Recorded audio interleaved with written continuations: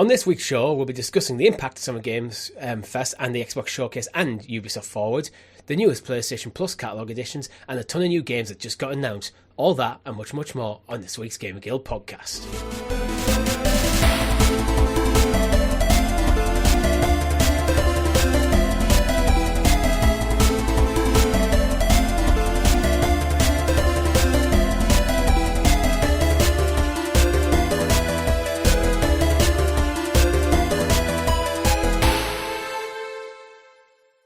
Good game, everyone, and welcome back to the GamerGuild Podcast, your weekly show where we round up all the week's video game news and stories for your listening or viewing pleasure right here on youtube.com/GamerGuildTV and up there in the digital cloud on your podcast preference of choice.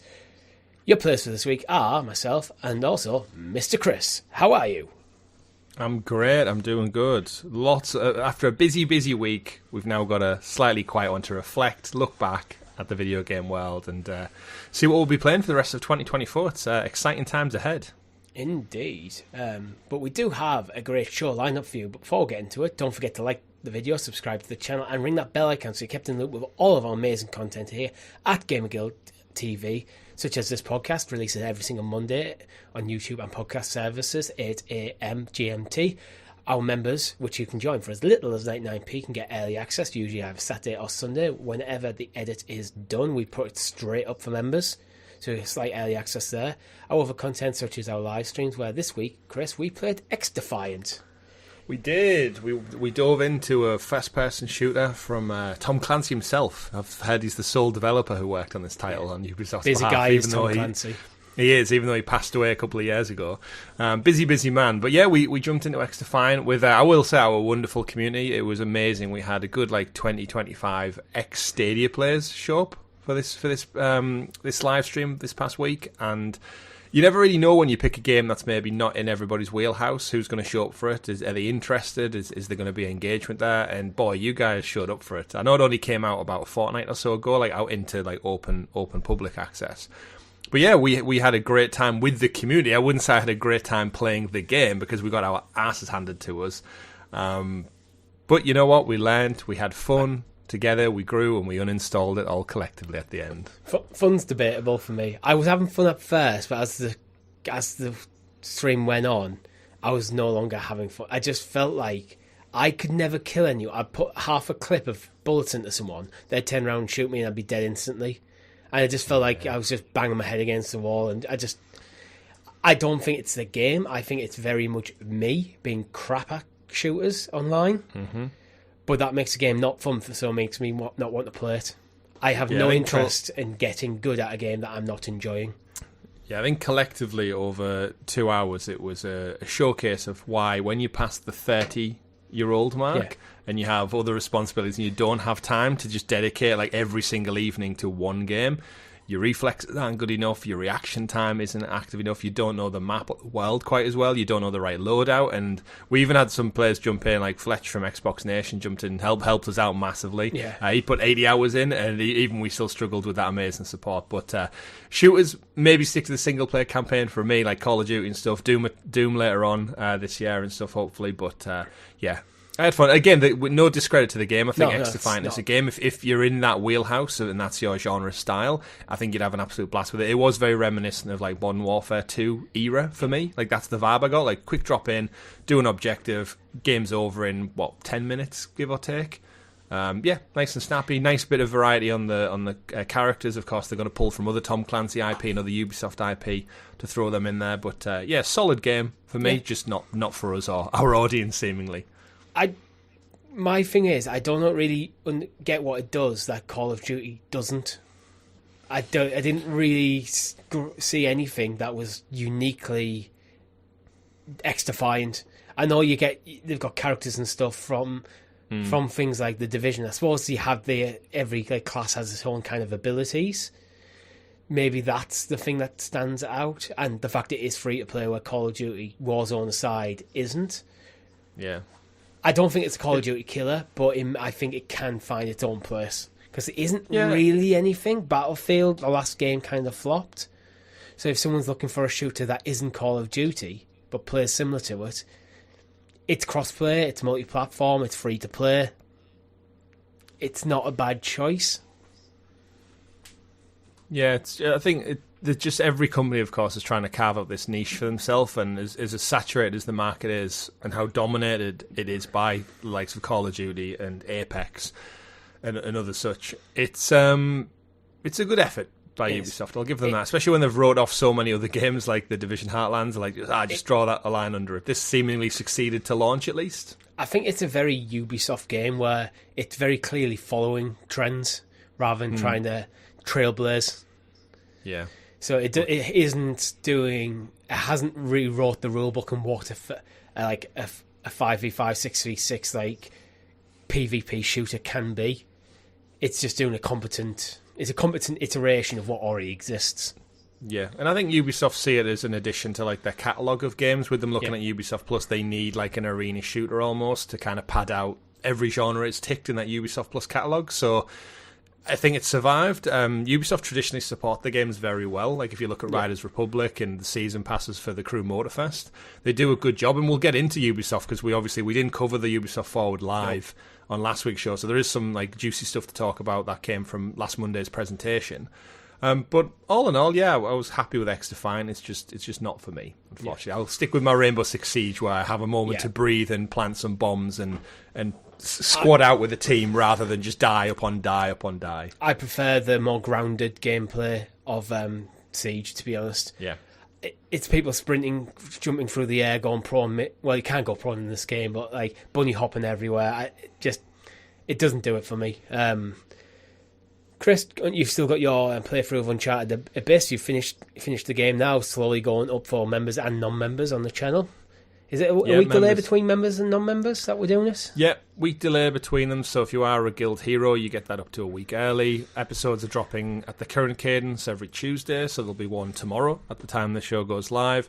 I believe that is part 4, so there's only one more after this, and then it'll all be wrapped up, and I'll get the full playthrough up in one 8.5 hour beautiful chunk of PlayStation Vita gameplay. And then, we'll see what's next. We'll see what's on this week's live stream, because we're open to suggestions. Jump into our Discord, links in the description below. Let us know what you want to play. Let us know what we should play. We did mention we are holding off on our Gears of War 2 playthrough probably until after we've got the summer holidays out the way, just because we're both scheduled to do things. I'm out the country twice and a bunch of other commitments, so I've got we'll hang fire somewhere in start of July. So it's these sort of like life commitments where we want to make sure we can have a run of shows where we're both definitely going to be here together for when we go Gears 2. But Gears 2, it will be Gears of War 2 years next. But that is definitely the next planned full playthrough of me and Chris together. Anything else you've been playing? Just my Wrexham career on EA Sports. Actually, scratch that. I have been playing the Alan Wake DLC, which stealth dropped last week at Summer Game Fest. So I played that over the weekend and sporadically through the week. So the Night Springs DLC, which is a fun take on the Twilight Zone for those who've not played Alan Wake before. It's 3 mini episodic pieces of DLC, essentially similar to how Far Cry kind of have a fun nod at theirs. You play episode 1, you are in the girl from the diner, who you'll know from Alan Wake 1, but you won't know her that well. You get to know more in the sequel. Rose from the diner, she's like the jilted fan of Alan Wake who loves all his material. You play as like it's like a tongue-in-cheek comedy of in her head. She thinks she's the hero in her world, and everyone loves her, and she's got this relationship with Alan Wake, even though it's just a book she's read from an author. There's some fun to be had in there. Episode 2, you play as Jessie from Control, so there's some good Remedy crossover there. She's in the like warped little alternate universe off the back of the Control storyline. And then the 3rd episode, you go and play as Tim Breaker, he's in Alan Wake 2, but it's played by the guy from Quantum Break, the Xbox exclusive by Remedy. Oh, okay. So it's that thing where it's like, it's obviously the actor. They make so many references without naming him as the guy from Quantum Break. And if you've played Alan Wake 2, it's definitely Remedy basically buying time until Xbox give up the rights to Quantum Break. It goes multi-platform. They want to fold Quantum Break properly into the universe. They just can't do it officially yet. 100%. They're laying the foundations for it. So much so. And then the character Wallen Daw in Alan Wake 2 is played by I always forget his name. Damn it! He plays Martian Manhunter in the DC TV shows, but he's very similar to Lance Reddick's character in Quantum Break. Like so. Of course, Lance Reddick passed away last year. The guy from Horizon played Silence in Horizon. You'll be familiar with him. Absolutely. There's a very similar character. So my guess is he would have been cast in Alan Wake 2 if he hadn't passed away or other contractual obligations. So I can see Remedy building this phenomenal connected universe, and the Alan Wake DLC just adds bits to that. It's like, you know what, let's just have some fun, let's thread these pieces of connection again. And yeah, they're only about an hour-ish each, so it only took me about 3 hours in total to finish all of them, and it was a nice little return to the gorgeous world of Game of the Year award-winning Alan Wake 2. So yeah, look forward to it. And then from a personal standpoint, we did mention the live stream, Richie. We should let our podcast listeners know we are planning something big for our 50th anniversary. We are. So we get there in September, end of September, so you've still got some time, folks, watching along, listening along out there. But yeah, we celebrate 5 years of this channel on the 30th of September this year, and we wanted to do something with you rather than for you for a change. So instead of doing our usual kind of Gamer Guild celebration where we play video games all day long, which we might still do something digital after the fact for those who can't make it, but we are intending to do some kind of like meet and greet where we'd love to actually see you guys face to face, share a beer, share a couple of drinks together, maybe a couple of shots, who knows, but we haven't ironed anything out yet. The goal is to just find a location that works best for everyone who's interested in going, and just go out for some drinks, meet some of you, change gamer tags for real names, say hello, chat about video games, catch up, talk about just anything and everything, really, but more importantly, get nice and drunk, nice and merry, and have a good night out somewhere to celebrate 5 years of this channel. It's crazy to think it's been half a decade, Richie, since we started this. We've been sitting on this idea for a couple of years, actually. Yeah, it was like, do we do it for our second year? Nah, we'll do it for our third year. Nah, and then we're like, we'll get everyone from the Stadia community together, and then that shit the bed and folded. So it was like, maybe not the right time to do that.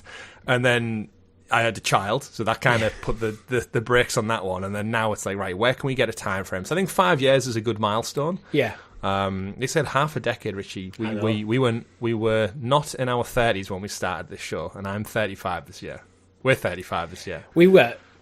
You were, I think. Had you just gone 30? Oh, actually, scratch that. Yeah, I wasn't. Sorry, we thought of the idea in the August time, and then we went live with our first show in September. So yeah, I was 30. Yeah, I was 29, but only for a few weeks. But yeah, so 5 years, it's no easy feat to hit, and like I said, we've got a wonderful community out there. I know some of you aren't necessarily from the UK, but again, we'll talk about logistics and we'll line out a day close to the time. But it'd be nice to see you all, have a drink, share a pint, do what we need to. But yeah, we'll let you know, more plans to come. Yeah, for me, I haven't actually played that much this week. I played a bit of FIFA, EA Sports FC 24, continuing my Newcastle career. It's gone okay.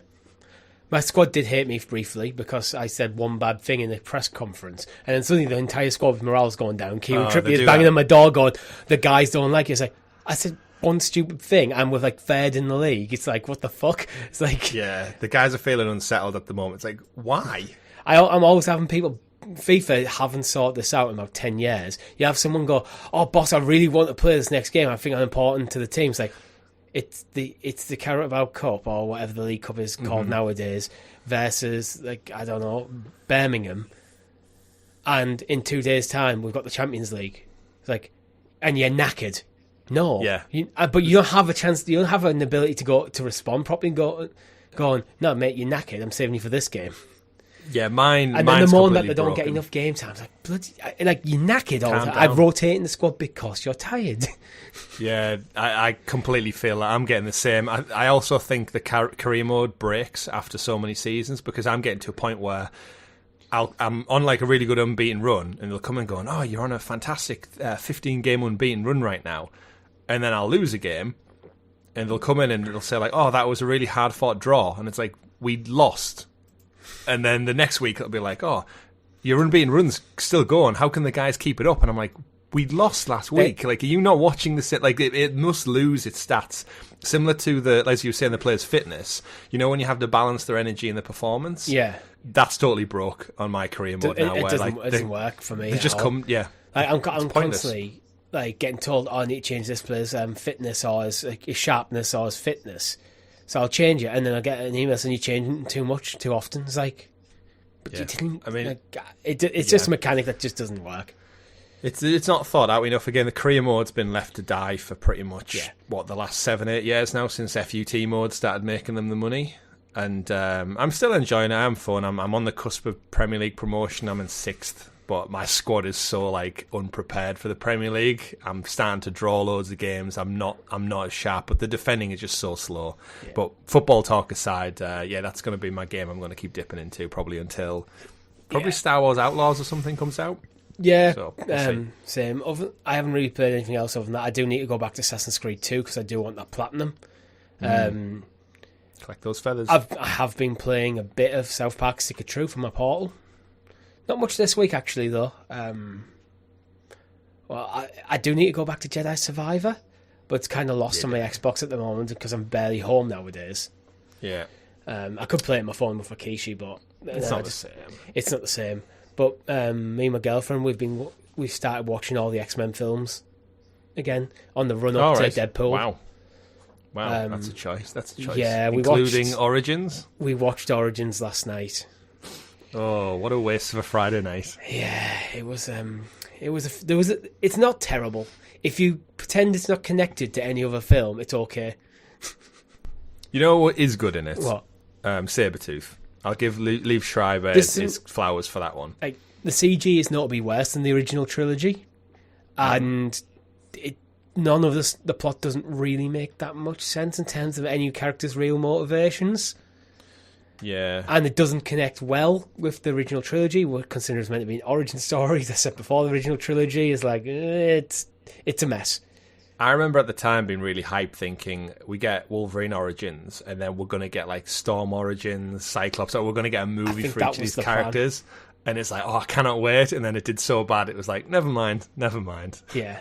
We'll wait another 7 years for the Avengers to start up. But we're rewatching them because with Deadpool Deadpool and Wolverine kind of connecting probably the Fox X-Men universe to the MCU, it's nice to have that refresher going in. Yeah, absolutely. Other than that, we actually watched Inside Out last night. Oh, so did we. 1 or 2. 1? Yeah, we watched 1 because we're going to see 2 tonight. Yeah, I enjoyed it. Yeah. I enjoyed it. It's not that long, actually. No, it wasn't. I enjoyed it. I've never seen it before. Yeah, it's clever. Like I think I told you last week, it's like the Numbskulls from the Beano magazine, but with emotions instead of like little humans controlling people. Are you and your wife going to see it soon, I'm guessing? I mean, that's the plan. I think it comes out this week. So I think my plan was, what do we want to watch? We'll let you go on tonight, which is why I watched it last night. Oh, you'll have to let us know how it is then. I will do. Well, I think that's enough of that, Chris. Would you like to do the honours of introducing us to if you can't tell, it's a quiet week for news. The graciously gathered GamerGuild Gazette, a.k.a. The News. The News. And as always, our news is brought to you by our guild heroes, which you can join us for as little as 99p over on the YouTube channel. I've already told you what you get, but you also get our undying love, because we appreciate every single one of yous. 99p, not a lot of money, but it very much helps keep the lights on here at GamerGuildTV. Thank you very, very much. Should we start with the Ubisoft Forward, Chris? Yeah, I think we covered Xbox Showcase and Summer Game Fest in depth on last week's show. Like that, the whole show was just built up of that. We missed Ubisoft Forward, but there was some little things to come out of it. So I think we'll work our way back through, reflect on Summer Game Fest as a whole. It's all behind us now. Video games are alive and well. I'm seeing some just great energy out there in the world, especially for Xbox, which is really, really nice to see. I think there's two people who've been new to the ecosystem of late, and we've seen the kind of the end game for Xbox, like what they want to do. It was always just the content was lacking, and I feel like last week's showcase really just put the wind in the sails for, you know what? They've got some pretty decent stuff slated for, like, so much so where with PlayStation and Nintendo being so quiet this Summer Game Fest, like non-existent practically, by one or two things, I think it gives Xbox a good bit of momentum, which they've not had for a long, long time. So I think they're in a good place, and obviously Ubisoft are going to bolster that as well with their own offerings. I mean, I've theorised that PlayStation going to have a down year or two because of the change in direction to more games as a service, then seemingly backtracking on it. But them decisions leaves a bit of a hole in your catalogue. Yeah. So as you're working on, it seems like Naughty Dog spent a couple of years working on Last of Us Factions, or whatever that was ended up going to be called. And now that's been cancelled, so now they're just left with... That was their main project, so suddenly they're now switching what their main project will be. They could probably reuse assets and stuff, reuse some of the gameplay ideas, some of this narrative stuff, but it's going to be a few more years before they get the next game out because of that decision. Yeah. And extrapolate that across your entire library. This is the time when Xbox can really capitalise if they can get banger after banger out over the next 2-3 years. They can. I think they could really make some headway. Yeah, and it's what they've needed for some time, that window of opportunity. So, we've been saying they've been stacking the dominoes for so long. It's about time they begin to fall in a positive way. So yeah, it's looking really good for the end of this year and beyond for Xbox. So hopefully the other two players will come out swinging, and we'll just be like, damn, video games are cool. Might as well touch on Switch quickly before we get into Ubisoft. I think Nintendo have been quiet because they're not yet ready to show the Switch 2. Mm-hmm. But it's been... The Switch has felt like it's at the end of its life for a couple of years, really.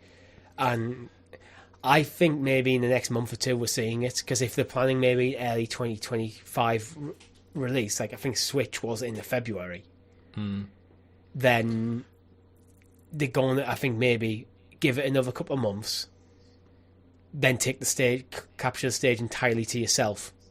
Yeah.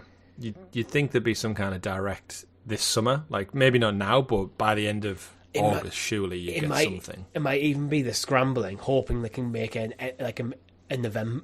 October-November release and get the Christmas window. I mean, that'd be huge. The Switch would be on everyone's Christmas list this year if they could get it out. Absolutely, yeah. But in terms of it, I just think the benefit the other two have, Nintendo and PlayStation, is their consoles are selling gangbusters. Yeah. So they don't have that impetus to why rock the boat if it's working and at a reduced cost where we don't need to put anything out because it's still selling so well. But you must think for something like the Switch, how overdue are we for another 3D Mario game? Did it launch with Odyssey or the first year? Did Odyssey come out? First year, yeah. I think it launched with Zelda, and I think Odyssey was the end of the year. The following, yeah. So you're talking 6+ years nearly, which is a good chunk of time to work on the next entry. And you know what? So if they're smart, I think they could release with. We're going to go big with our new 3D Mario game, the basic successor to Mario Odyssey, and you're also going to get both Zelda games ported over. You can use your same cartridge or your same download, but you're going to get remastered versions of them for Switch 2. So if you get this Switch 2 out the box and you've got, I can go play Breath of the Wild or Tears of the Kingdom in now 1080p 60 frames per second, or potentially up to 4K or whatever they're going targeting, and now I've got a new Mario game.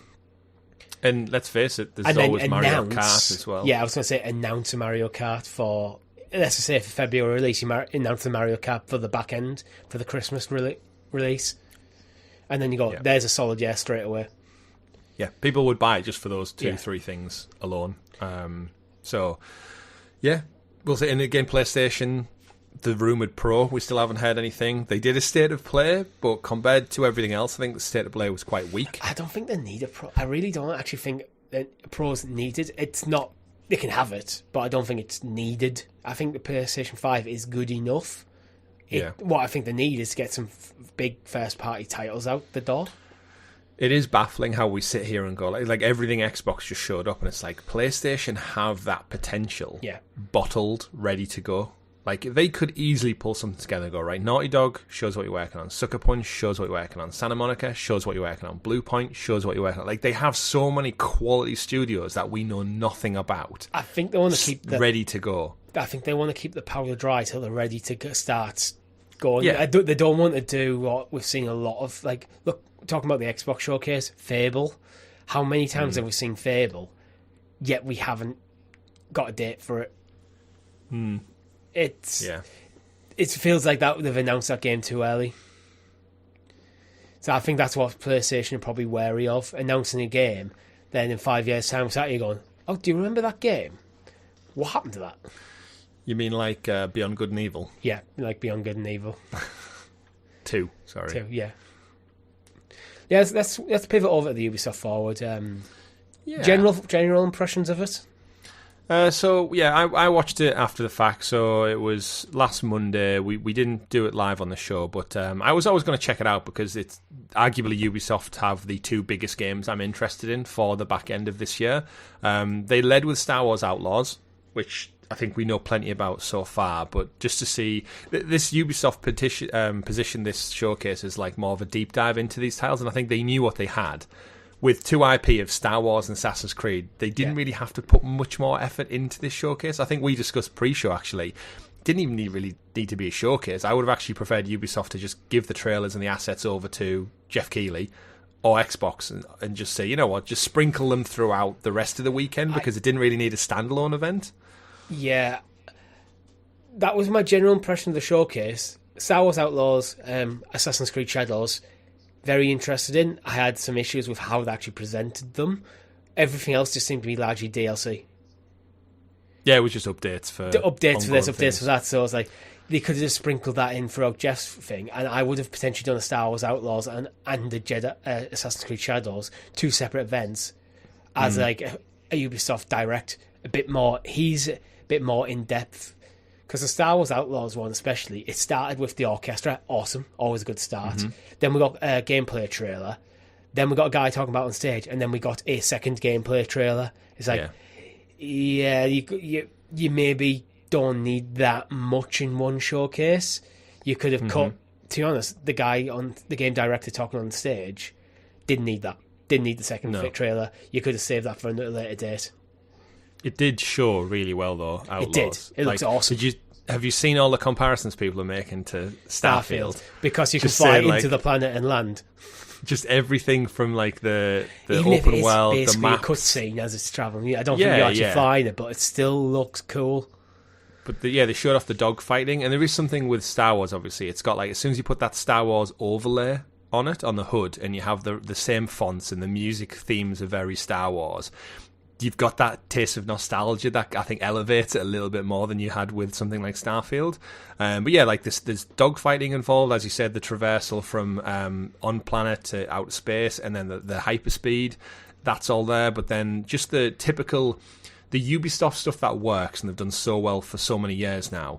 It plays really well, I think, into Outlaws setup. Like, you're seeing Mos Eisley, you're seeing, like, the sandcrawlers in the desert, you're looking through those Star Wars binoculars to tag people in a base, and you can approach it with a stealth or an action, all with that kind of, like, Ubisoft, but Star Wars fold into one. And again, did amazing stuff with The Division, so I think gameplay got a little bit of criticism for looking a bit rigid.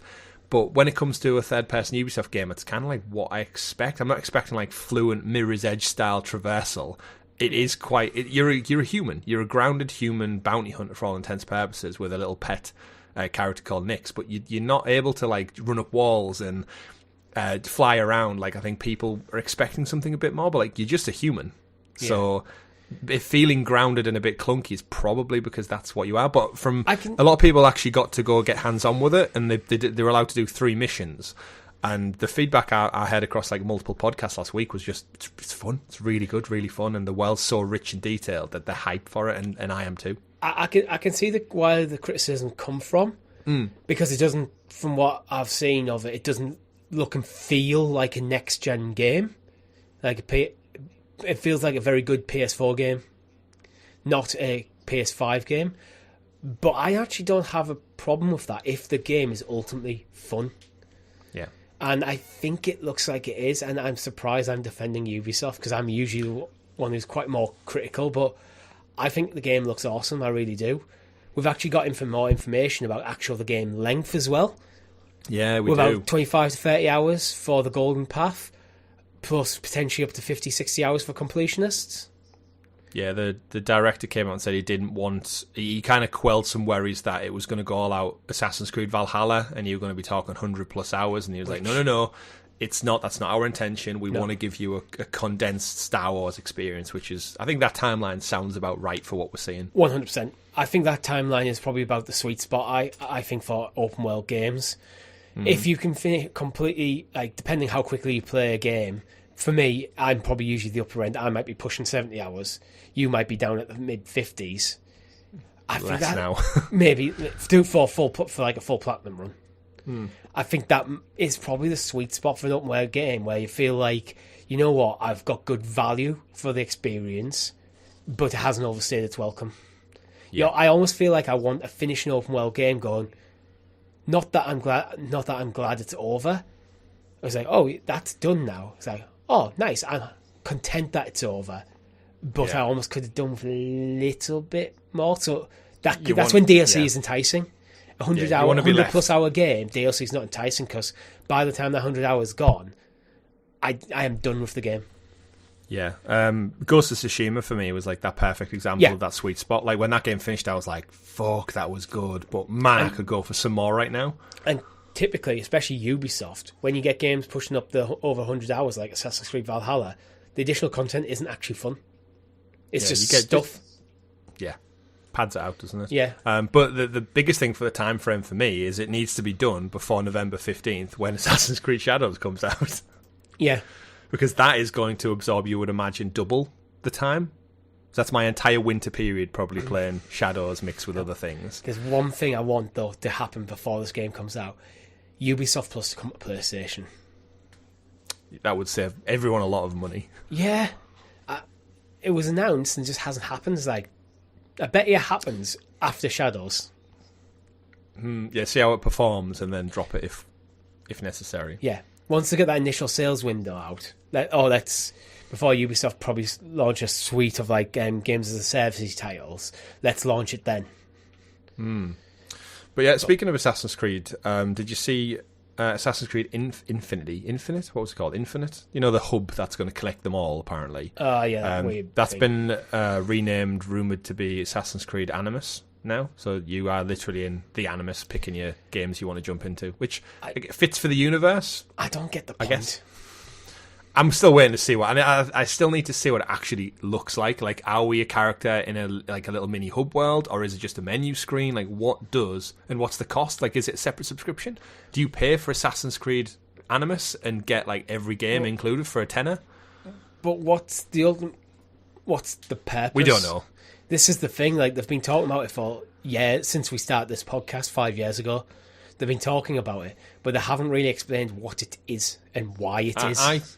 I suspect the Ubisoft think Assassin's Creed is big enough to stand on its own, and I think they'll do a subscription service where you get it and get all these Assassin's Creed games just for one fee. And you're getting in the way of Ubisoft Plus then.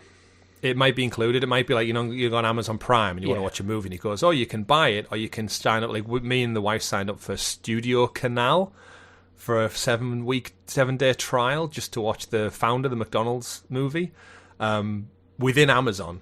Yeah. So there's another $4.99 subscription within your Amazon Prime subscription for a certain publishers of movies, and there's other ones for Lionsgate and MGM. So there's now subscriptions within subscriptions. I could see Ubisoft Plus having an Assassin's Creed add-on or pack somewhere like that branches off.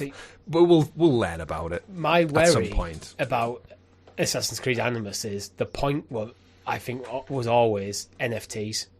I mean, NFTs it just seems like they're going very quiet in gaming. But having a connected hub would make it easier because everything's built, every game's built on the same infrastructure and it links that with that hub. Then your NFTs, so if your cosmetics are NFTs, you can transfer from game to game easier. Where I really couldn't give a fuck about that. In fact, I'd rather it didn't exist if that's why. So I just want to see what it is. See. Assassin's Creed Shadows, Chris? Yeah, I don't need to see any more of this. Like, I'm not getting caught up in the whirlwind of racist bigots and stuff and history fanatics and that. Like, I love Assassin's Creed. It's one of my favourite franchises ever. I'm actually pretty much happy to go radio silent on this title now. I've seen enough that I know feudal Japan is a beautiful playground to run around in. I like the approach of either stealth with, is it Naue, and then Yasuke for like brutal combat, so you've got two approaches. Yeah. the game's going to look better than any Assassin's Creed game probably has before it, and I'm going to get 50 plus hours of fun, so I don't need to know anymore. I'm just looking forward to it. I saw one of the most stupid comments of my life about that. It's like someone complaining that about the choice, and then someone just called them straight out. I was like, what, you're complaining about choice in a video game? You know, it's like one of them, like, because you know, when the thing where you get to choose to do a mission between Yasuke and Naoe. Yeah. It's like, someone was complaining about being given that choice. It's like, why would anyone complain about being given a choice? You can pick which side you want to go. I like the fact that they're doing the dual characters and they play different. Mm-hmm. And I like the fact they're given the choice, because if you want to play an Assassin's Creed game, you're going to go with Naoe. Yeah. If you want to play an action game that just happens to have an Assassin's Creed title on it, you're going to go with Yasuke.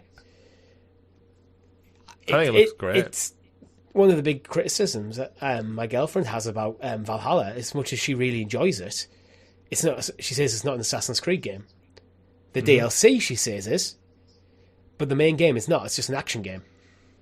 Yeah, I mean, that's what they've gone since Origins. They've been pretty much just like Witcher-esque open world RPGs, which I've loved. I like the games, but I think they've lost what made the franchise interesting a bit by doing that. I've always felt they need a half step back. This, with Shadows, with Naoe being basically your classic assassin-y character, I think is the half step back what I've been wanting from the franchise. Yeah.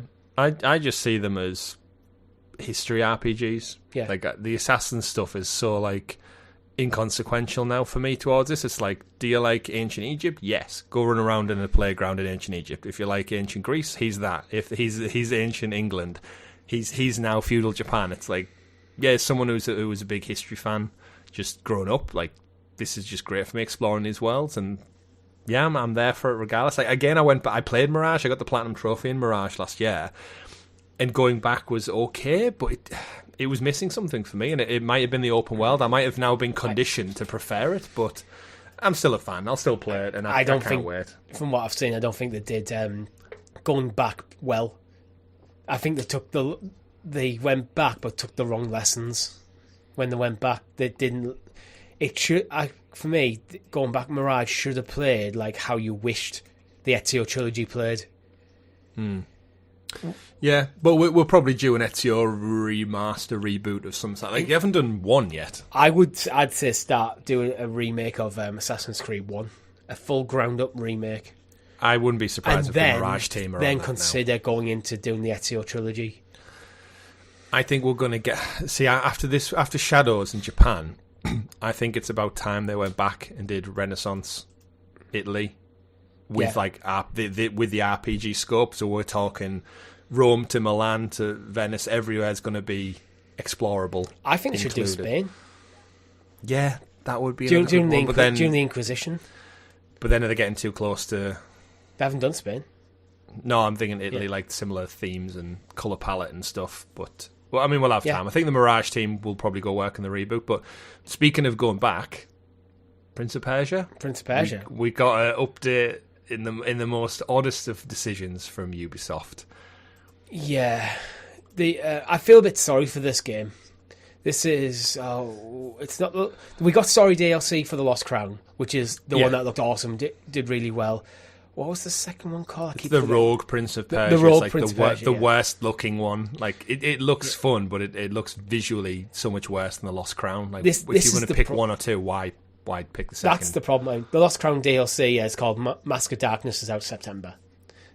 So if you're interested in playing more Lost Crown, you just got to wait till September. The Rogue Prince of Persia, it's one of them weird ones where I think the Ubisoft are really getting in their own way with it, because I don't think that if it wasn't for The Lost Crown, I think people would be looking at this game and praising that they're going back to a 2D side-scroller Prince of Persia. Because I don't think it looks bad in any stretch of the imagination. No. It just doesn't look as good as The Lost Crown. Yeah, The Lost Crown's got such a sharp, interesting art style that looks more modern. This looks very dated. This is a Ubisoft... Which is the intent. This is Ubisoft bringing out Immortals Phoenix Rising on the heels of Assassin's Creed Valhalla. That's what this is again. And Watch Dogs. And Watch Dogs. The reason I was thinking more of Valhalla and ignoring Watch Dogs is because Immortals and Assassin's Creed are very similar games. Yeah.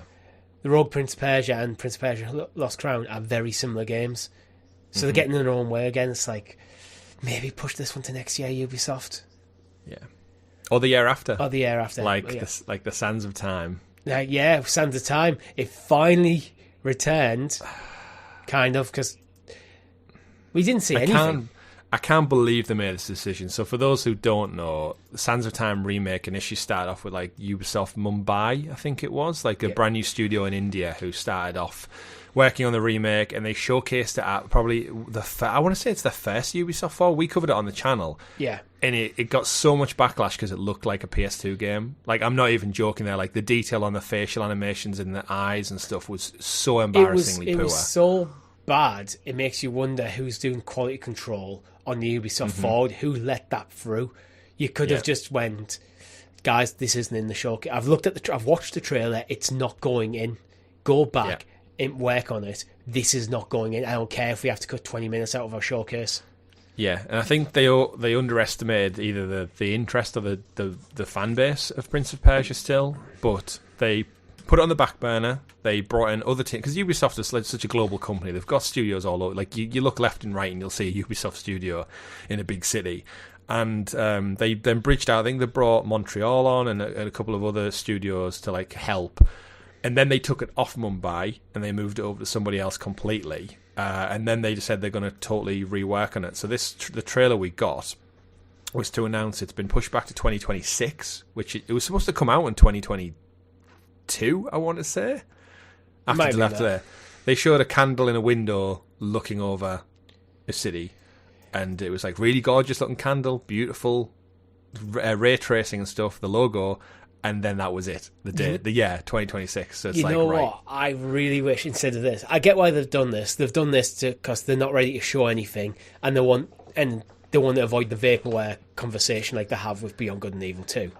Yeah, I think it's a reset point. I think this is them acknowledging, like, forget everything you saw from the last reveal. It's a whole new team. It's a whole new engine. It's going to look modern for all intents and purposes. And I think the time frame of knocking it back another 2 years, I think gives them enough room to really, really polish it, because there is a lot of people hyped for it, myself included, but it needs to look good. Yeah, 100%. I wish... Well, actually, what I hope when we finally see a proper trailer for it is, what they do is they remake the trailer that we saw before, shot for shot. Yeah, so people can do side by side. Just accept the loss and just embrace the loss that you had with the Mumbai team, and go, you know what, we're going to just redo that trailer, but with better. And then, because people are going to do side by side comparisons, but make sure you absolutely fucking nail it. And this is something Ubisoft can afford to improve on. Going back to Star Wars Outlaws, I don't think the main character looks that good. I can see what you say. Yeah, I don't think it's bad enough that it's a problem, but it's an area where Ubisoft still need to improve. Yeah, her hair doesn't look good. I don't think her face looks good. Wow. Not in terms of, you know what I mean. You can do better, Ubisoft. Like, you look at like Assassin's Creed Valhalla. Realism. Yeah, you look at Assassin's Creed Valhalla and Eivor looks significantly better, more detailed than K. Yeah. But Prince of Persia, Sands of Time, absolutely make your character models the best Ubisoft have ever put forward, and one for one, repeat the trailer. Yeah, because people are going then just encourage people to do side by side comparisons and go, oh, this is how it should look, and just you can't change the fact that you came out, you dropped the trailer like horrendous, so just embrace it, use it. Yeah, and then hopefully that's off the back of some goodwill from Outlaws doing really well, Assassin's Creed doing really well, and then as they head into next year's summer showcase, they show it off again and go, right, it's coming next year. This is what we've got. Here's the trailer. I've got the info I was looking for. So. The remake was originally shown at Ubisoft Forward in 2020. Take a guess when the original release date was meant to be. 22? No. 21? Yes. Wow. January the 21st, 2021 was the original release date for Prince of Persia Sands of Time Remake. Was it coming to Stadia? It's not listed on the wiki page I'm reading. It just says PS4, Windows, and Xbox One, but I think it was.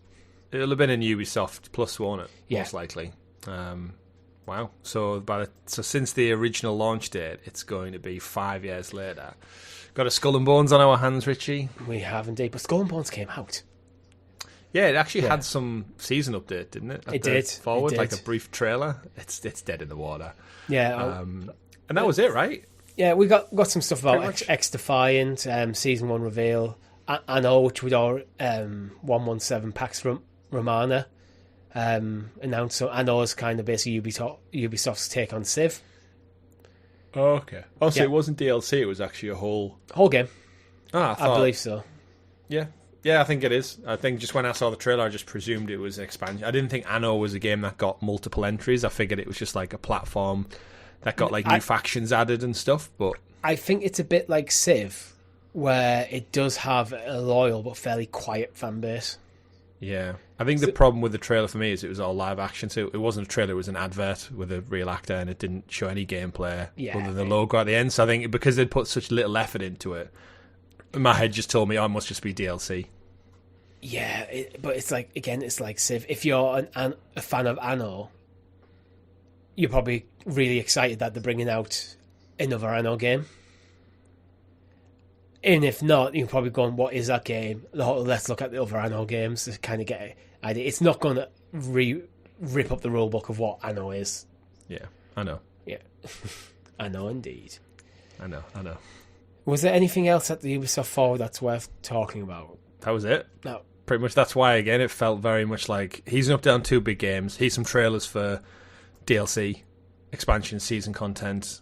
Great. Keep supporting them, Ubisoft. But, I think they're going to have a great back end of the year. And I think paired with Prince of Persia, this is probably going to be Ubisoft's best year since a long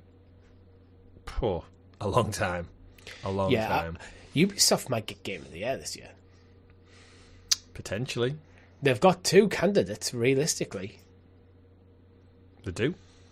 Yeah. See how it depends how they land. Do you want to move the conversation on to that, actually? Like, talk about what we've been playing this year? Because we're about halfway through the year. We're actually pretty much... We are, yeah. It's the 15th of June when we're recording this, so we are halfway through the year. Perfect. So perfect chance to kind of take stock in how 2024 shaped up to be. So, Chris, what are your thoughts on 2024 as a year in gaming so far? Yeah, so Game of the Year watch, I guess, what we've been playing, what's been out, and I think it's been a solid year for video game releases. I don't think it's got anywhere near as much hype as last year had. I think last year will go down in history as the best year in video games. It was just banger after banger. I think for me personally, I know we got Prince of Persia: The Lost Crown, kicked things off in January. That was a really quick turnaround time. I was still playing Sea of Stars, sorry, at the start of the year, ticking over. I really enjoyed that, but that was last year's game. I then jumped into The Last of Us Part 2 Remastered, got the Platinum Trophy in that one, played through the campaign again.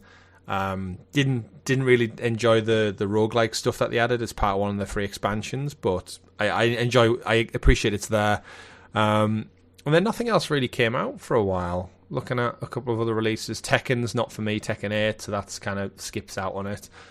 Going into February, Helldivers 2 was probably the big one for me. I think that's currently... Was that back in February? Yeah, 8th of February, Helldivers 2. I feel like it wasn't that long ago. It wasn't. It's still doing amazingly well. That's some of the most fun I've had in a video game, especially multiplayer video game, in many, many years. And I think Helldivers 2 will be up there for a lot of Game of the Year conversations. I think it's managed to keep the energy going for over half a year now, nearly, which is like a big feat for something that I think PlayStation maybe were expecting to just come and go. So I think the fact that it's still got people talking about it, it's only going to get bigger with expansions.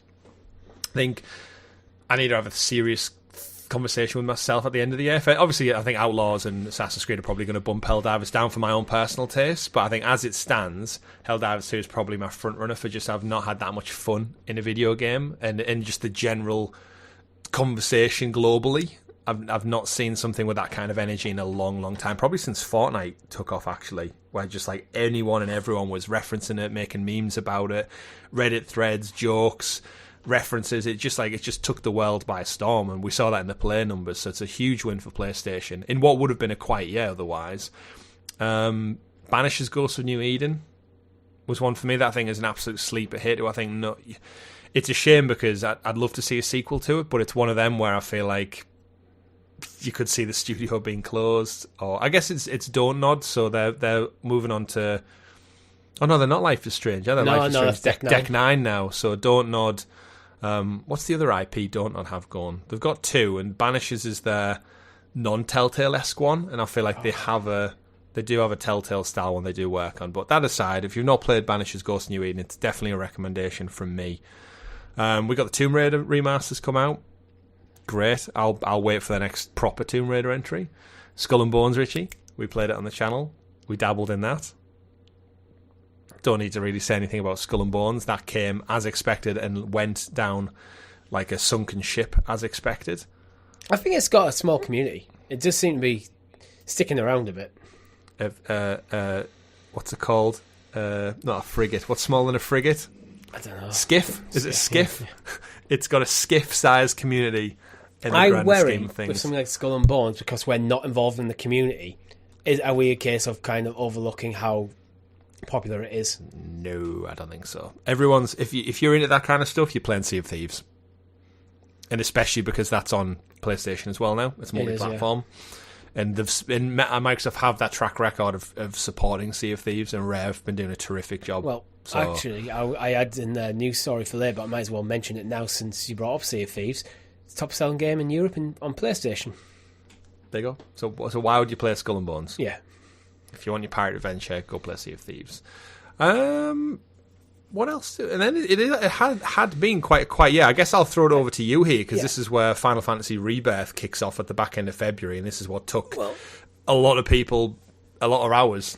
Yeah, well, this is the thing. I think we're looking at 2024 and going, it's been fairly quiet. There's stuff that's come out, but nothing much ground shaking. But 2023 was the same.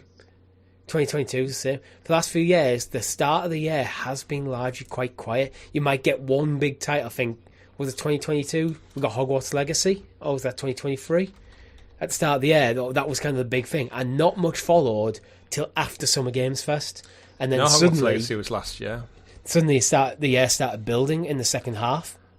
I think you're quite wrong there. I think Hogwarts Legacy was March, and then April was Jedi Survivor, and then Final Fantasy 16 was like May, June. Yeah, absolutely. I am talking absolute bollocks. You're right. And then Spider-Man 2, then Mirage, then Alan Wake 2, and then like all the winter games kicked off. Because I think I just played games all year last year. It felt like. You know what I think it was? I think the first couple of months before Hogwarts Legacy were quiet, and then it kicked off.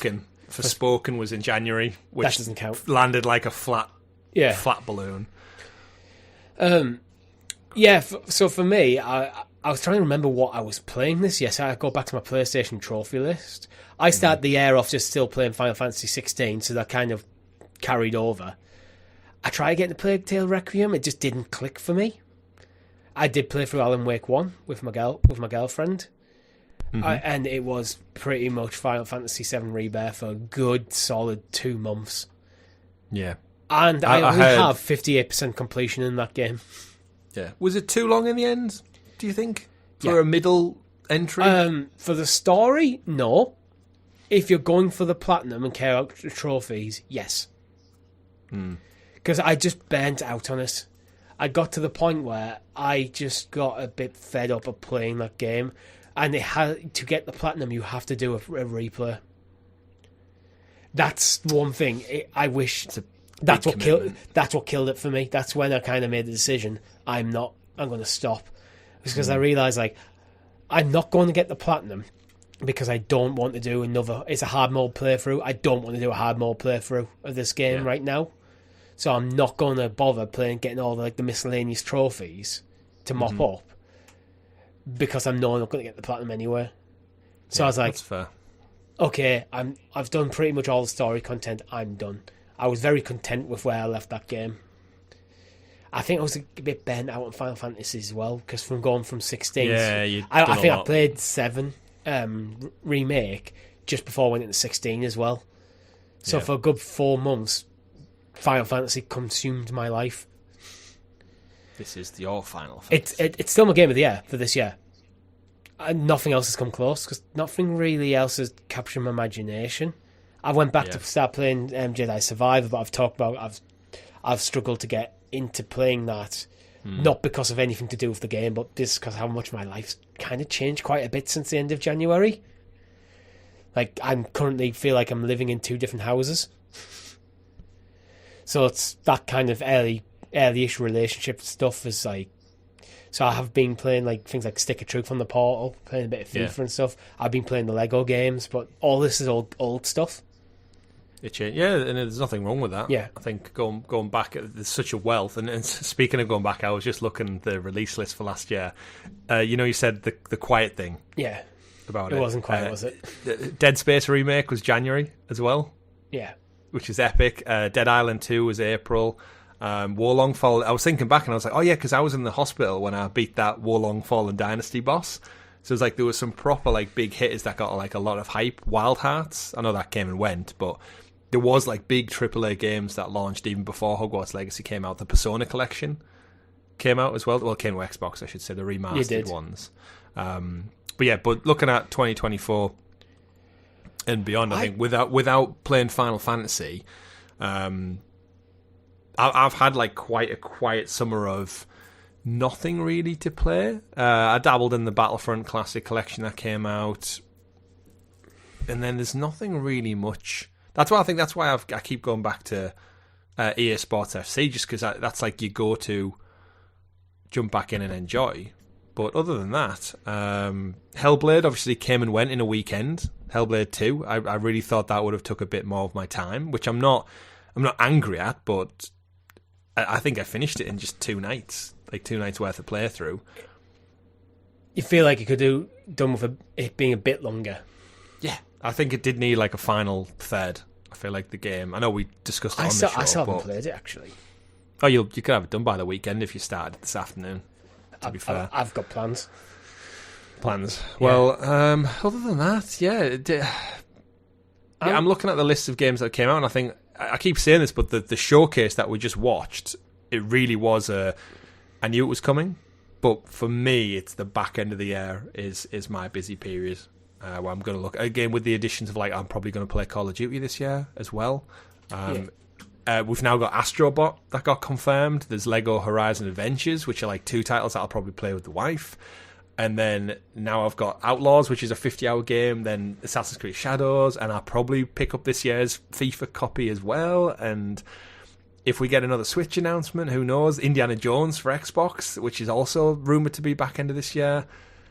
So now it's just like I've gone from nothing to shit. I only have a couple of weeks before summer's over, and then now I have to start. I have to start like it's a task, like a job. Damn, I have to play video games. Yeah, I'm looking through like the kind of list of games. I'm ignoring remasters because Last of Us Part 2 remaster came out 19th of January. I'm kind of putting like a first half of the year like short list for Game of the Year. I'm ignoring anything that hasn't come out.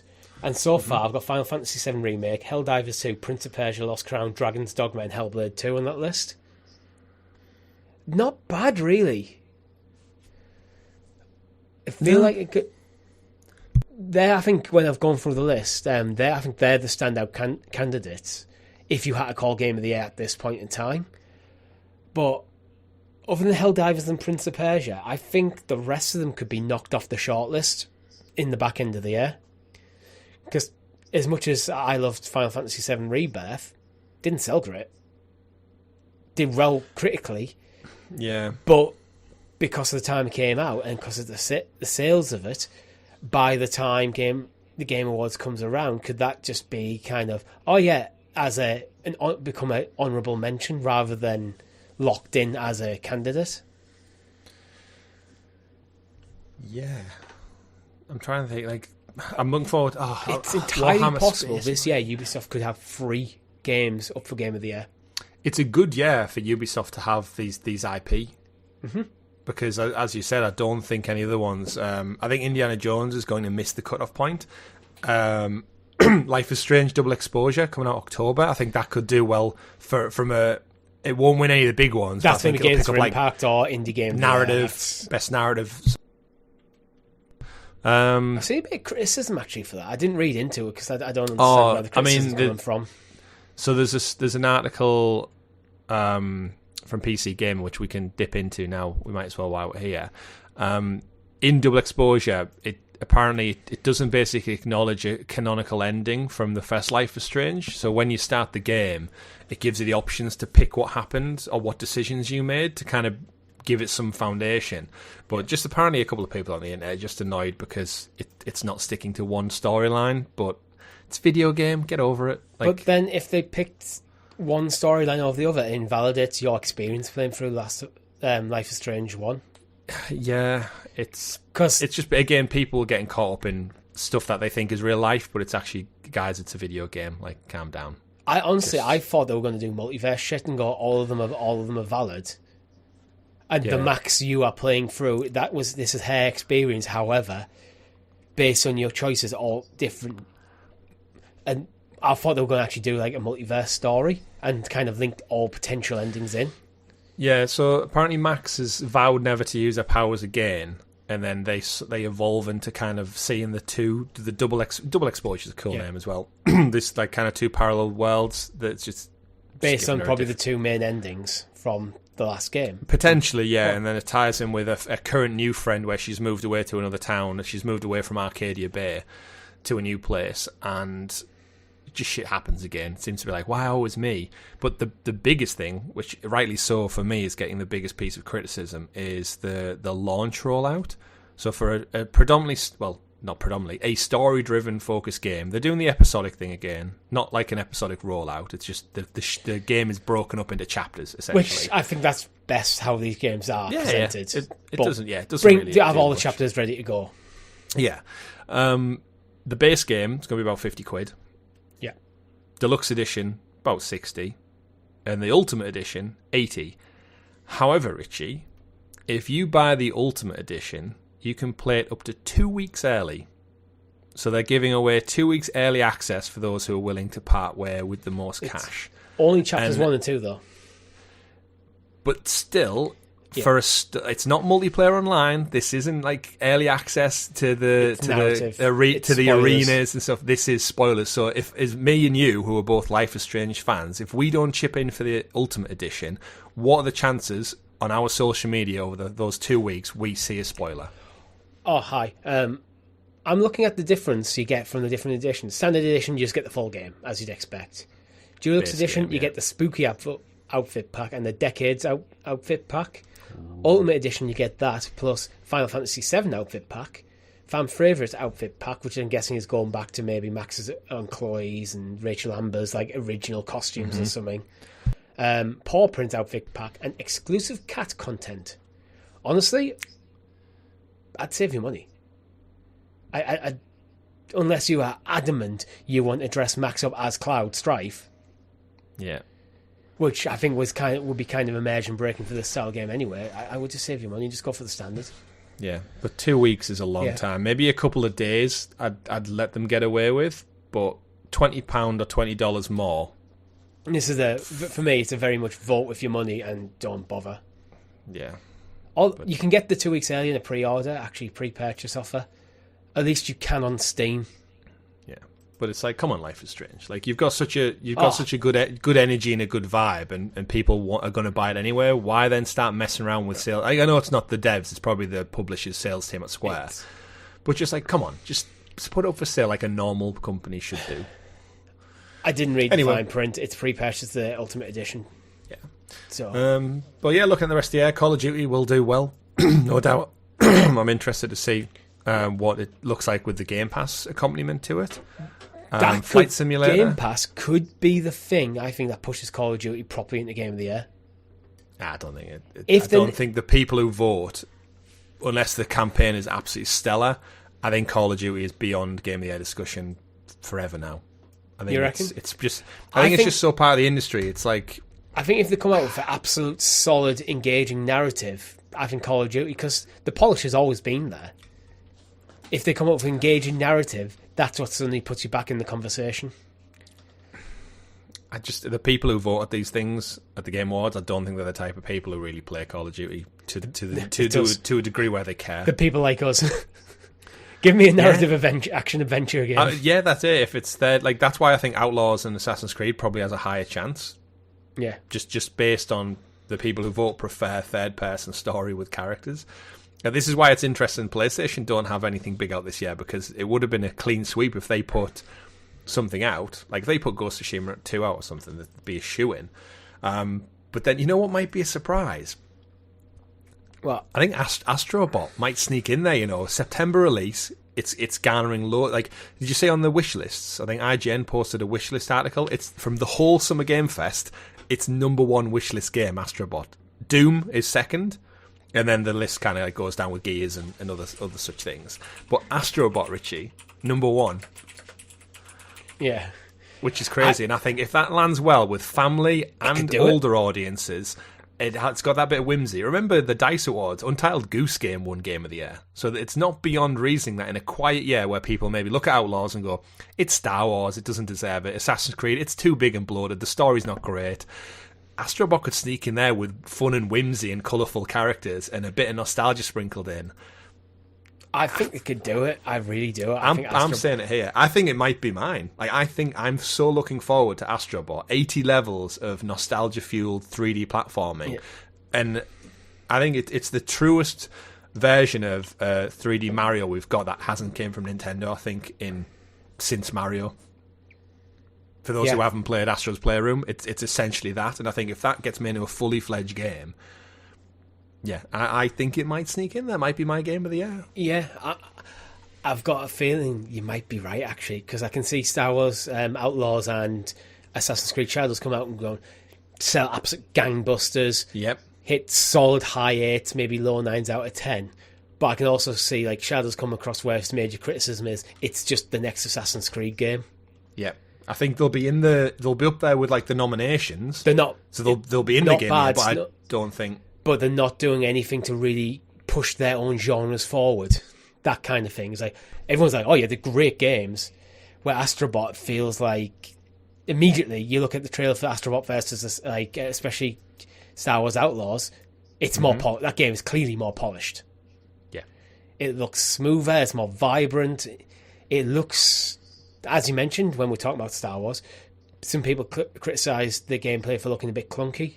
Astrobot doesn't look clunky in the slightest.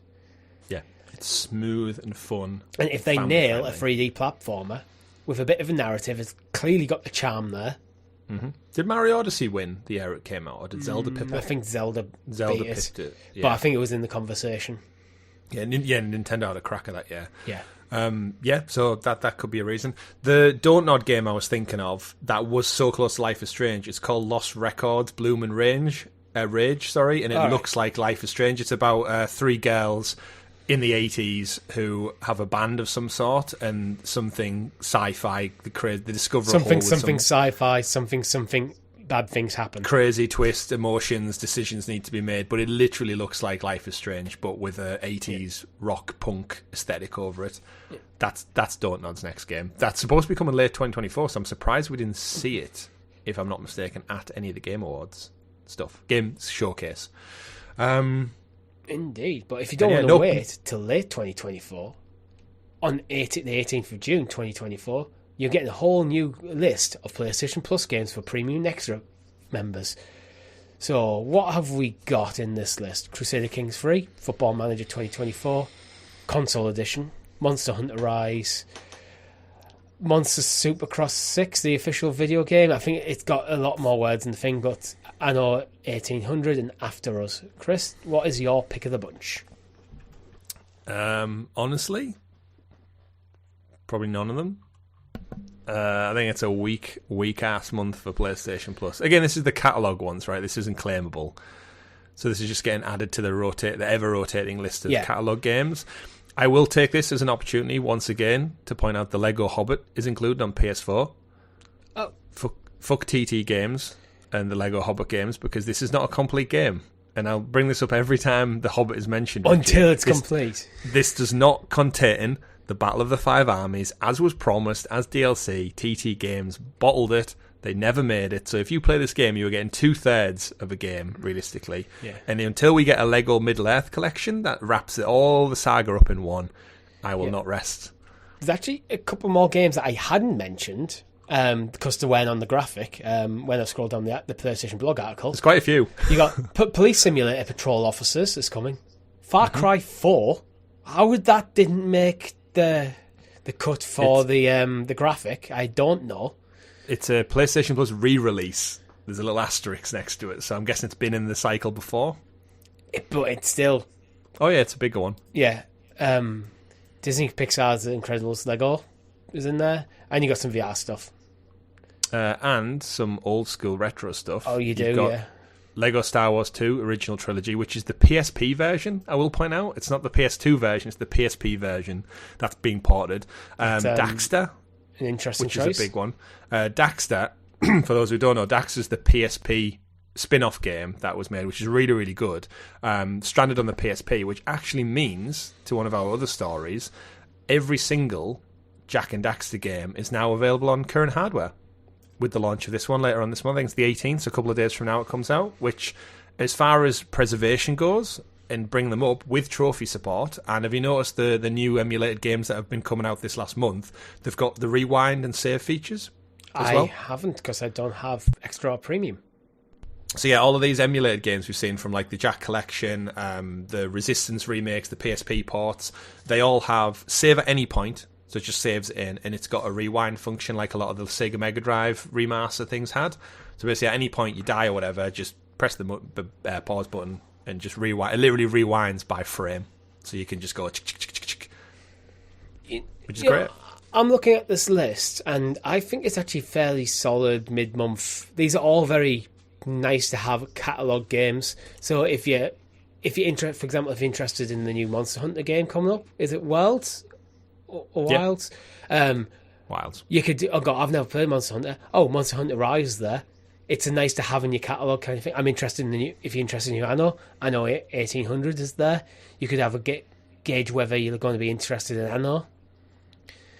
I think like Crusader Kings, I think Rob probably already got that. Oh, it yeah, feels like a very right. Rob game. No one cares about Monster Hunter Energy AMA Supercross Championship 6, the official video game. They don't. No, but I don't think it's a bad collection of games. Obviously, I think Far Cry 4 for me is the pick of the bunch. Yeah, it's a varied mix, but it's catalogue updates, isn't it? Nothing to get hyped over. Not really, but we do have a few more stories just to round up the show. Lollipop Chainsaw returns on September the 25th. Have you ever heard of this game before, Chris? I've only heard of it because one of our friends had it on either 360 or PS3, maybe, back in the day, and I'm pretty sure a lot of people only bought this. There was a movie, if I recall, as well, and it was pretty much just due to girls wearing cheerleader outfits. I'm worried about us getting demonetized with this video, so I might not have the trailer in.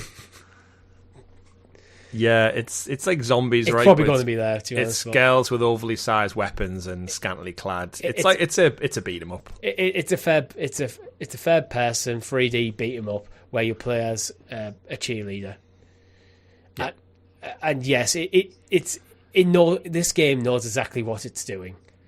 It's got a cult following. The remaster doesn't look that remastered, if I'm honest, but I can imagine the budget for this, it wasn't great. It was more just like, what IP can we pull out the back catalogue that, because of some key artwork and some horny people out there, we might get some sales. It's a remake. It's listed as a remake, not a remaster. That's what I just wanted to double check. So when I was reading the Push Square articles, like, yeah, if it's a remaster, 100%. Fair enough. You're just getting the same game. They just slapped a bit of polish, got it on the new hardware. A remake shouldn't look like should look like a new game. But Richie, the release will also add 30 costumes. Yeah. I wonder what type of costumes they're going to be. Each of them less revealing than the last. Yeah, it's like, what's that? Is it the beach volleyball game that always sells super well because it's literally just body physics jumping around on a beach in bikinis and stuff. Oh, it's always, if you go on like the PlayStation store and look at like games under 15, the DLC and stuff is just like tons of like artwork of like barely makes it onto the PlayStation storefront for like child maturity ratings. But they just skating that they're right on the line with, and probably a million different DLC packs, all of them cosmetic. Mm-hmm. But you know what? It sells, so you can't critique them for it too much. But I won't be playing it. No, me either. It's just, it doesn't. I don't think the game looks that. It looks like an old arcade game that probably wasn't that great to begin with. And if it wasn't for the protagonist being a cheerleader and flashing her panties every 2 seconds, I don't think this game would even be talked about. If it was just a generic white dude, it wouldn't. No, not at all. But speaking of arcade-esque games... Yeah, indeed, and probably generic white dudes. The House of the Dead 2 remake has been rated for Switch. And reading from Nintendo Life, 18 plus obvs. Obvs. Yeah.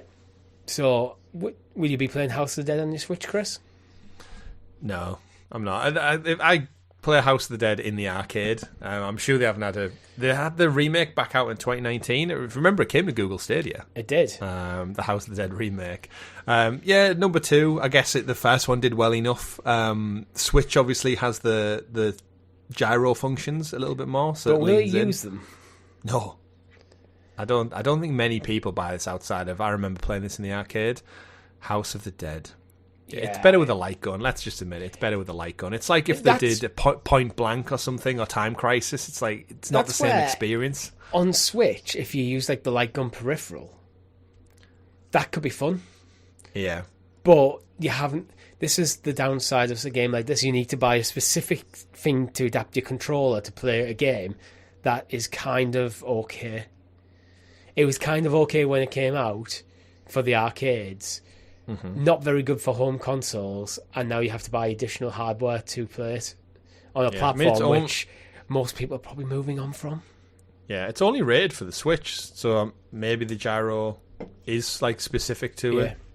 But we'll have to wait to find out a little bit more. But, we don't know the price. If it's like a $5, it might actually do well. Yeah. But again, video game preservation, I'm all for it, and those arcade machines don't last forever.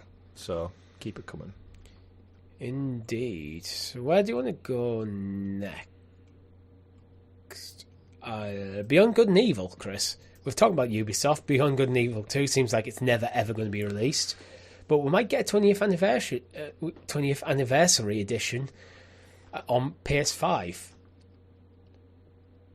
Why wouldn't that be at the Ubisoft Forward? Yeah, I don't... So this was, I think, rumoured or rated a couple of weeks back. I don't know if we covered it or not on the show, but Beyond Good and Evil, 20 years since the first one. It's been about 9 years since the trailer for the second one was at E3. It was that long ago, E3 doesn't even exist either anymore. Trophy List was discovered, which means there's probably a launch imminent for it, which does make me think, like, why the hell didn't they just show it at the trailer? I'm guessing they didn't want to upset people who were maybe expecting something for Beyond Good and Evil 2, and then finding out they only get an anniversary edition might leave a bit of a sour taste. I just don't think... Again, but don't you think you're just better off addressing it head on? Rather than like skulking around in the background, because people are still going to ask questions. So you're messing up the marketing for a game that you are doing so you don't talk about the game that you are also claimed to be doing. That doesn't make sense to me. But there again, Ubisoft rarely do make sense to me. Again, I'm hoping I'm not just in my own little silo here with you and me, but comments, let us know if you care or remember playing or have any interest in Beyond Good and Evil now. After 20 years, do you really want a sequel? Do you really need an anniversary edition? Drop a monkey emoji in the comments, and that will be my gauge for next week if people actually care. Because I don't think anyone cares. I think Ubisoft have made a decision. They've looked at the analytics, and I don't think in the industry or players as a whole, like within our friend circle, Richie, I don't think anyone gives two shits about Beyond Good and Evil. I think they need a remake of Beyond Good and Evil before Beyond Good and Evil 2. I'd rather have a new IP. Because it's been 20 years. Mm-hmm. 20 years before the sequels, like, most of the people who played that game on release are probably in their 40s. Yeah. So for the next... if you're trying to target, like, the next generation of kids, why would they care about Beyond Good and Evil 2 if they've never played Beyond Good and Evil 1? Vaporware. Yeah, and the thing with all the titles, even with remasters, sometimes the nostalgia can carry you through, but if you've never played it, it probably won't hold up. That's why I just don't think there's enough people. Yeah. So your solution to the problem of old games not getting enough love is to create more people. More people. More people. Babies. Gentlemen, go home. See to your wives. Chris wants more people. More people. Get on it. Metal Gear Solid Delta has, apparently, Chris, 2 visual modes and 2 control schemes, and you can pick and choose between them. Yeah, there's some back and forth with Delta at the moment, isn't there? With the release date was rumoured or leaked, and then I think GameSpot or GameStop had to backtrack and say, it was only a placeholder, don't read too much into it. But what the producer was on the official Xbox podcast, after the showcase last week, they did a couple of podcast drops, like specifically focusing on different things, and Metal Gear was one of them. And he confirmed, there's a legacy style to Metal Gear Solid, which is going to add control filters and stuff, so you can either make it play like the old style game, or you can make it play a little bit more like a modern third person, which I think I'm probably going to play with modern controls, because some of the old Metal Gear ones are a little bit clunky. And you've never played 3? Nope. Have you? Which it's rumoured to be the best of them all. Not rumoured, sorry, well thought to be the best of them all. I think from my personal take, I would agree. So I think playing with modern controls just like brings it a little bit more polish up to date, which is what I want from a remake. But it's good to know that the option is there within it to have both. Yeah. I only ever praise developers for giving this sort of stuff. Like, if you want to go back and basically play Metal Gear Solid 3 Snake Eater on modern hardware, it's like, stick the legacy mode visuals on, stick the legacy controls on, and you're probably there. You should, hopefully that'll be it. You're there. Where if you want to go, I want a modern take on the old classic, give me stick the regular ones on, and you're there. I always praise that choice, just giving players choice for how they want to interact with their games. Yeah, absolutely. I'll never see that as a bad thing, unless doing that does detract from the overall polish and one or both of the experiences they're offering. But I think Konami should hopefully very aware what they've potentially got with this, and the background conversation with regards to Kojima, because this is the first Metal Gear Solid after Kojima left that they're bringing out. They need to nail it. He wasn't there for Metal Gear Revengeance, right? That was the one with the zombies and the portals. Yeah, but that's more of a side game, though. I'm talking about a main entry franchise. I know this is a remake, effectively, but this is effectively the first main Metal Gear Solid release since 5. Yeah, David Hayter was back for all the videos. I don't know if you saw that on YouTube. He was basically there as the host for all the legacy, so which I think is a good move. I think obviously you're not going to get Kojima. I think bringing Snake's voice actor back to talk you through it with such confidence adds a lot of gravitas. Yeah, absolutely. I think they could have had an absolute no-name to just show up and do it. I think this is a smart move to try and get fans back on side before they do a Metal Gear Solid 6 without Kojima. Yeah. Because if they do this well, then fans can go, okay, we trust you, Konami, to handle this franchise without Kojima. Yeah, well, they had the producer who's Norikai Okurama. He was there, and he's been at Konami for 30 years. So he worked on Portable Ops, he said, and one of the other Metal Gears. So he's got his hands in on the franchise for a bit of legacy to bring to it. Yeah. But just to kind of quote from him, he said, "We left the gameplay, the story, and the voice cast of the original game as is, but we had to bring the graphics and controls up to modern standards, all which has changed over the years. All that's been updated, but the core game and its creative vision of the original staff." Obviously, they're never going to say Kojima's name. It's like so many nods, but they can't just say it. And none of those parts have been changed. I hate that kind of like, just say his name. Everyone knows who you're talking about. Just own it. Yeah. You know what the worst part about all this is? What's your money on if Kojima doesn't even get a mention in any of the credits? So there are thousands of names that are going to show up at the end of this game. Even though the opening to this game, like, you know, with all Kojima games, it's got Kojima's name shows up about 50 times in the opening scene. Dun, dun, dun, dun. It's there. Created by, written by, produced by, in coordination with, art style, clothing department. All his name's on nearly every list of names, and I Best guarantee boy, you, lead grip, all the weird movie jobs that no one really knows what they are. Absolutely, Boone, Mike, everything like that. Kojima. they've got to acknowledge him. Like, stop being twats about it and just that's the thing. I know there's bad blood between Konami and Kojima, but don't pretend he doesn't exist. It just makes you look petty. Likewise, Kojima to Konami. Just yes, the original game was the vision of Kojima and his team. Mm-hmm. Put a thank you in the end of the bloody credits. Go thank you for Kojima and his team for their work on the original.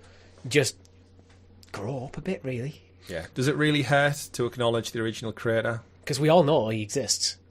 Yeah, and it's not like he's some kind of paedophile rapist guy who's like, you're not acknowledging him for very good reasons. It's like, no. I I'd always say stand against people review bombing because I think it just doesn't help. It doesn't actually help anyone at all. Mm-hmm. And it just skews stuff.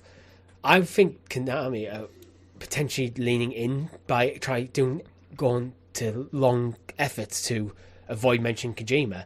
They're leaning into the Metal Gear Solid fanboys who are going to review bomb this. Yeah. But what if they start acknowledging Kojima and thanking him for his work on the originals and just kind of, actually just not be petty about things? Just bury the hatchet, right? It's been like 10 years now. Yeah, bury the hatchet and go, you know what? He's not with us anymore. He's doing awesome stuff. We appreciate the work he's done. Thank you for writing the original. We hope to get his blessings on this game. And then all the fanboys will be like, oh shit, Konami are being decent about this. We're not going to review bomb it. Yeah, but I think this game is susceptible to review bombing because of the Kojima stuff. I could see, Richie, hear me out. Timestamp it, chat, for reminding me in many years to come. We get Delta Remake. Does amazingly well for Konami. They've got no creative juices to make anything new, so therefore after this we get Metal Gear 1 Remake, we get Metal Gear 2 Remake, 3, then 4. So we're talking 15 to 20 years probably. By that time, Kojima's pushing 70-year-old. He's done Death Stranding 1, 2, 3. He's done his other 2 games for Xbox and whatever the other one was. He's probably got another couple of things on the work. He's getting close to retirement. They finally bury the hatchet, and I think his swan song, he'll come back for one new entry in the Metal Gear franchise, and we get it in like 2045, and it's going to be Metal Gear 6. It's going to be phenomenal. It's going to be Kojima, Konami, back together for his retirement party, and it's going to be amazing. It's going to be 30 years in the making.